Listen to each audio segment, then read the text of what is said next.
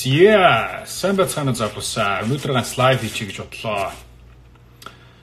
За овоо хэдэн хүн ороод ирэхээр лайв эхэлнэ.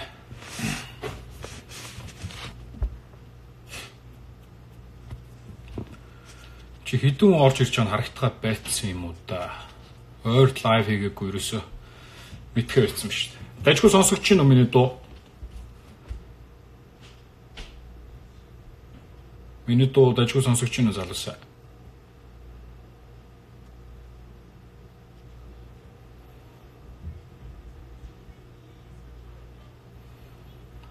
Хүн байна уу? Миний дуу дажгүй сайн сонсогдож байна уу? Бүгдээрээ эможи л явуулаад. За сонсогдож байна гинэ. Окей.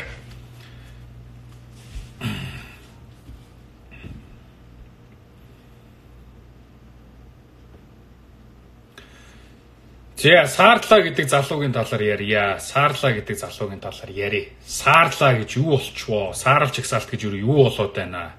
Залуус юу бид нар одоо сандрах ёстой мó, яах ёстой, айх ёстой мó гэдэг талаар одоо бүгдээр ярилцъя, ярив.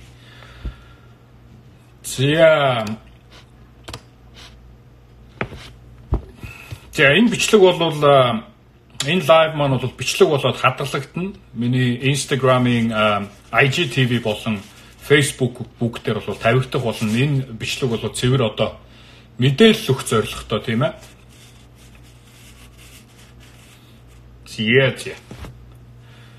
За бичлэгээ эхлэе. Энэ бол маш богинохон лайв видео байх болно.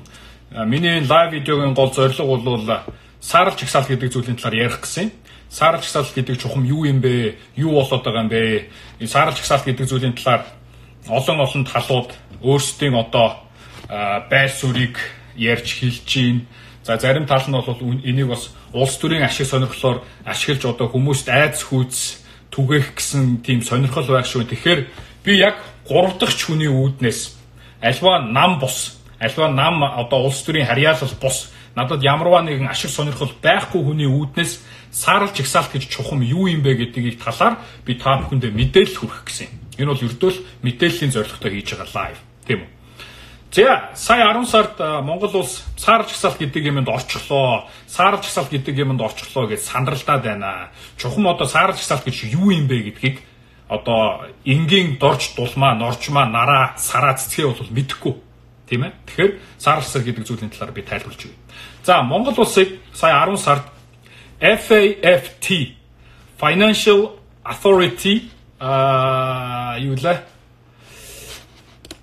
Financial Authority гэж бодлоо ярьчихна. Financial Action Task Force гэдэг олон улсын байгууллага Монгол улсыг одоо Grey List буюу одоо саарлж ихсаалт гэдэг зүйлд оруулсан. За тэгэхээр ямар байгууллага нь Монгол улсыг ийм жагсаалтанд оруулаад байгаа юм бэ гэхээр FAFT буюу Financial Action Task Force on Money Laundering буюу энэ бол 1989 онд байгуулагдсан G7-гийн одоо шийдвэрээр байгуулагдсан дэлхийн 39 улс орнууд одоо гишүүнчлэлтэй ийм терроризмын санхүүжилтийн эсрэг болон мөнгө угаалтын эсрэг одоо тэмцсэн ийм олон улсын бие даасан байгууллага юм а. FAFT.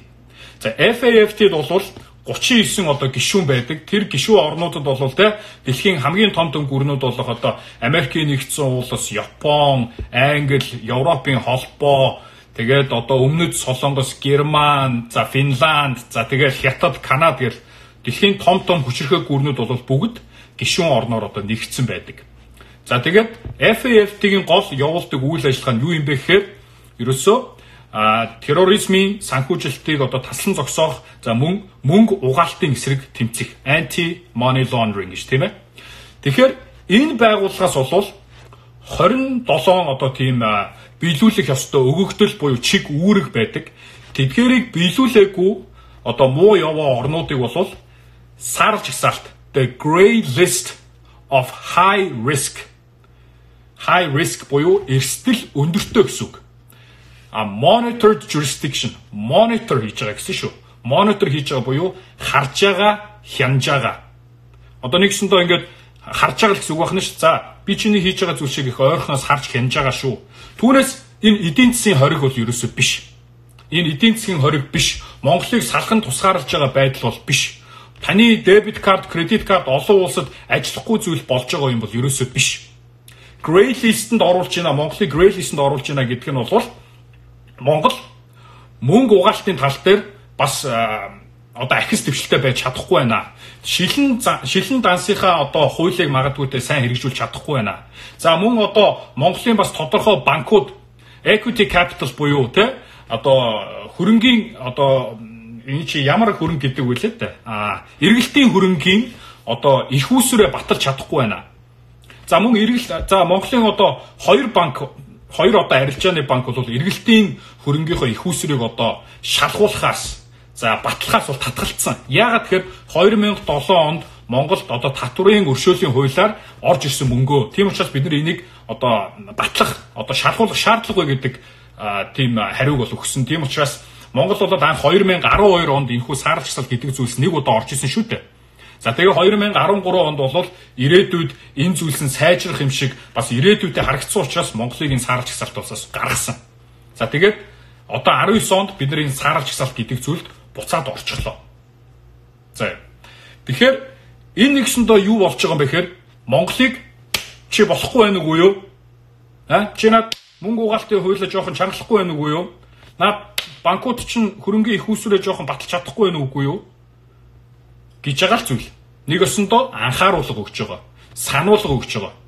Болохгүй байгаа хүүхдийг болонд очиж зогсоож чадгаа ялгаагүй. Түүнээс Монголд эдийн засгийн хориг тавиагүй. Монголд яг одоогоор энэ саарл жагсаалтанд орлоо гэд эдийн засгийн бодиттой учрах хохирол одоо юу гэмдэ result одоо үр дүн болол одоохондоо байхгүй. Саарл жагсаалтнаас гарч чадахгүй удах юм бол за мөн саарл жагсаалтанд олон дахин ороод ирэх юм бол хар жагсаалт гэдэг зүйлд ордог blacklist. Blacklist гэдэг зүйл бас маш олон орнууд орж явсан байх юм аа. За 2002 онд Орос улс бидний хөрш дэлхийн бас хамгийн том эдийн засгийн нэг Орос улс маань одоо бас Орос улс маань бас орж явсан байх юм. За яг одоогийн байдлаар хар жагсаалтанд байгаа орн бол Хойд Солонгос, Иран тийм ээ. Саарл жагсаалтанд бол яг уу Пакистан, Бахамас, Ботсвана, Камбож, Гана, Айсланд, Монгол, Панама, Сирия гэсэн улс орнууд байна л да. Тэгэхээр энээс бид нэр айгаадах зүйл байхгүй. Энээс бид нэр айгаал бүх төгрөгөө доллар болохыг шуураад ямар шаардлага байхгүй. Яг тэгэхээр өмнө нь 2012 онд Монголын саарл жагсаалт гэдэг зүйл орж ирсэн. Монгол өөрсдөө тий за бид нэр болохгүй байгаа зүйлээ зэгцэлье. Бид нар мөнгө угаалтын эсрэг тэмцэнэ. Бид нар авилгал хэл ахуйн эсрэг тэмцэнэ. Бид нар терроризмын санхүүжилт хийхгүй гэдэг итгэл үнэмшлийг энэ байгууллагт харуулж чадсан учраас 2013 онд энэ байгууллагаас одоо энэ байгууллагын саарл жагсаалтаас гарч ирсэн. Тийм үү. Тэгэхээр энийг харин бид нар одоо болохгүй бүтэхгүй байна. Монгол одоо сүрлээ, Монгол ганцаарчлаа дэлхийн тавцанд юу ч хийж чадахгүй болоо гэж харахаасаа илүүтэй бид нар энийг боломж гэж харах ёстой. Ямар боломж вэ гэхээр энэнд орсноороо ингэж шийтгүүлснээрээ олон улсын том ах нараараа бид нар ингэж зэмлүүлснээрээ Монголд болохгүй байгаа бүхнээ цэвэрлэх боломж гарч ирж байна.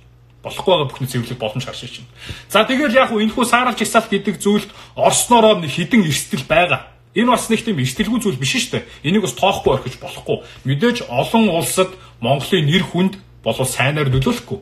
Олон улсад Монголын нэр хүнд унана. Монголд орж ирэх хөрөнгө оруулагч нар цухтаана. Нэгдүгээр эрсдэл юу вэ гэхээр бид нар олон улсын одоо байгууллагаас санхүүжилт авах нь бол бас хэцүү болно. International Monetary Fund, World Bank, тийм ээ Азийн хөгжлийн банк гэх мэтчлэн улсуудаас бид нар зээл тусламж тэр санхүүжилтүүдийг авахд хэцүү болно. Хоёрдугаар бид нар өөр улс орноос зээл авахд бас хэцүү болно. Яг тэгэхээр биднэрт нэгсэндөө итгэл өгч чадахгүй болчиход шүү дээ, тийм ээ.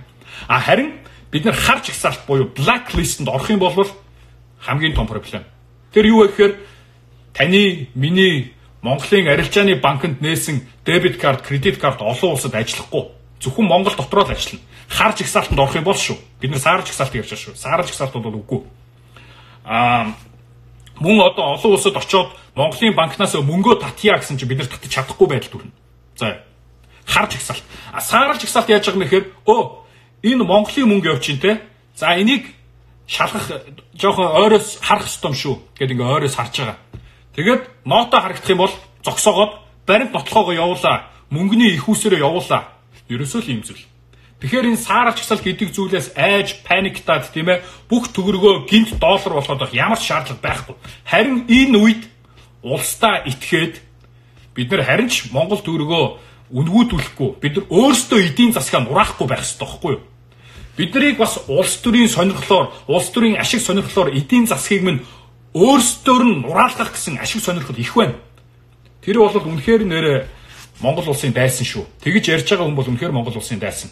Хүмүүсийг худлаа мэдээлэлээр бөмбөгдөж чинь, хүмүүсийг хуурч чинь, буруу зүйл рүү өрхрөн одоо татаж оруулж чинь тийм ээ. Тэгэхээр айц сандраах зүйл байхгүй. Төгрөгийн хадгаламжаараа байлгагаар байлга. За доллар авмаар байгаа ав. Монголын арилжааны банкудаас долларын одоо гүйлгээг нэг хэсэг одоо хязгаар тавьсан. Яагаад үгээр хүмүүс нийтээрээ паник шоконд ороод банк ран гэдэг зүйл болоод банк ран болох буюу банкнаас хүмүүс бүгдээрээ мөнгөө татаж аваад тэгээд тэр мөнгөө доллар болгоод гадаад руу явуулаад гэх юм бол энэ Монголын банк санхүү эдийн засгийн сүрэн үстэй. Тийм учраас тэр шокноос сэргийлэхийн тулд тэр паник банк ран гэдэг зүйлээс хамгаалахын тулд Монголын арилжааны банкуд бас тодорхой хэмжээнд долларын гүйлгээнүүдэд бол лимит тавьсан байсан. Одоо тэр лимит нь цуслагдсан юм уу зүгээр болсон юм уугүй би сайн хэлж мэдэхгүй байна. Тэгэхээр gray list гэдэг зүйл бол high risk өндөр эрсдэлтэй орон учраас болохоос биш бид нар эдийн засгийн хориг тавигдсан. Бид нар дэлхийн зах зээл дээр ганцаархнаа болчихсон тийм орн биш юм аа. Өмнө blacklist-ийг та нар өөрсдөө Википедиагаас ч юм уу юунаас ч юм ороод хараарай. Өмнө blacklist-д зөндөө олон орнууд орж исэн байна. Бидний хайртай, та нарын хайртай Орос хүртэл орж исэн. Бүр blacklist нь ч юу, blacklist. Хар листэнд орж исэн. Бид нар бол зүгээр анхааруулга маягийн сар листэнд байгаамаа. Тэгэхээр эдийн засаг санхүүгийн шинжээч мөн хөрөнгийн зах зээл дээр одоо мэрэгчлэлтэн хүний хувьд би танарт зөвлөж хэлэхэд энэ бол эдийн засагт яг одоогоор шууд нөлөө үзүүлэх бол бас боломжгүй хомс тийм ээ. Яг ирээдүйн үр дагавар байж болно. Гэхдээ ирээдүйн үр дагаврыг манай улс төрийнхэн, манай хууль сахиулах байгууллагын, за санхүүгийн зохицуулах хороо гэх мэтчлэн за мөн манай арилжааны банкынхан, Монгол банкынхан ажлаа зөв сайн хийж чадах юм бол тэрийн саарч гсалт гэдэг зүйлээс бол гарчихнаа. Тийм болохоор биднэрт бол айх зүйл байхгүй. Харин харж гсалтанд орох юм бол бид нэр айж болно тийм ээ. Тэгэхээр манай бас адилхан арилжаа хийдэг залуучууд их санаа зовж асууж ирсэн. Бид нэр мөнгөө одоо гадагшаа гаргаад гадны брокер тэгээд тийм арилжаа хийчихэд мөнгөө татаж авч чадахгүй болчих уу үгүй гэж асуужсэн. Тийм зүйл байхгүй. Одоогоор Монголд ямар ч тийм хориг тавигтаагүй байгаа. За та нар нэг л юмыг ойлго. Monitored jurisdiction. Monitor гэдэг юу? Харах, ажиглах, анхаарал тавих. Jurisdiction гэдэг юу? Улс орн тийм ээ. Тодорхой зааг, газрыг хэлдэг. High risk буюу өндөр эрсдэлтэй. Түүнээс economic sanction буюу эдийн засгийн хориг тавиагүй шүү. Тэрийг л маш сайн та нар ойлгох заяа. За өнөөдрийн хувьд ийм байна, ийм л зүйлийн талаар ярих гэсэн. Энэхүү одоо саарч гсаалт гэдэг зүйлээр нийгэмд айц хүүц төрүүлээд энүүгээр улс төр хийж байгаа ашиг сонирхолтой бүлэг бол байна. Би тэр хүмүүст үнэхээр дургу үрж байна. Яагаад хүмүүсийн худлаа мэдээлэлээр одоо шахаад байгаа. Доллар 7000 хүрнэ гэж шуугаадах юм. Яах ч тэд нар өөрсдөө долларын өсөлтөөс ашиг хийх сонирхолтой хүмүүс байхгүй тийм ээ. Тэгэхээр залуус минь 50 бай. Энэ бол Монголын төгсгөл биш. Монгол дөнгөж хөгжиж байна. Биднэрт болохгүй бүтггүй зүйл зөндөө байна. Гэхдээ бид нар болгоод бүтээгээ шинжилээд илүү сайжруулад явж байна. Тэгэхээр улс орондоо итгэхээрээ, төрдөө итгэхээрээ, надад итгэхээрээ би танаас хизээш худлаа мэдээлэл хэлэхгүй заяа. Баяртай.